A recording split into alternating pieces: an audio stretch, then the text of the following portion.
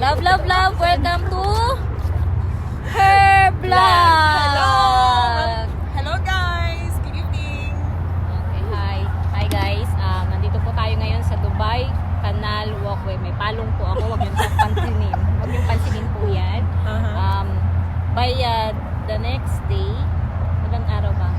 Ilang araw 1 week, na? 1 week. na lang. From After 1 now. week from now, meron pong bagong vlog si Liz. Vlogger Hello! Liz. Magbablog po tayo sa Pinas. Titingnan natin yung hotel kung may surot or wala.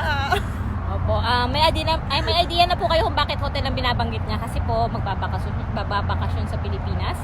7 days po siyang maka-quarantine. Abangan daw natin. Ang alin ng pagkain? Hindi. Yung tignan natin yung hotel kung maganda, tapos yung pagkain. Gulay. May gulay. Kasi siyempre 7 days siya doon. Para may idea tayo kung gusto na, kung balak natin magbakasyon, kung maayos ba yung ano. Hindi, kung magbabakasyon naman tayo, syempre yung yung dadamihan natin yung araw. Yung padadagdagan natin. Sir, 30 days lang eh.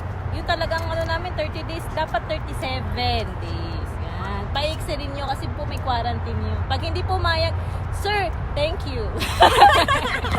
Yun na lang, wala kang ibang masasabi Wala kasi. talaga. Thank you so much! Kaya, ito po, mag-aabang po tayo. Kasi habang naka-quarantine ay magtatrabaho si Inday. Lahat naman, lahat ng ano natin yan, hindi natin pababayaan yung mga Trabaho ano natin. natin, no? Oo, hanggang, work at, work From home. Work from home. Kasi hindi home yun, so Work from the hotel. At iba-vlog niya So, everyday.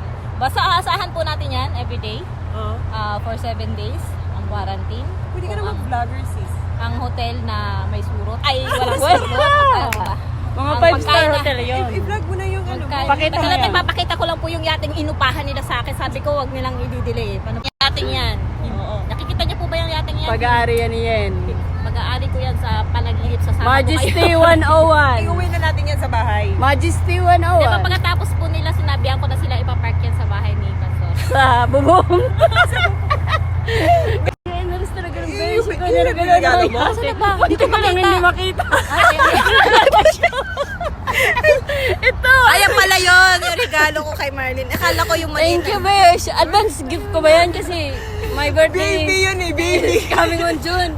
Thank you sa for your generosity. I love you.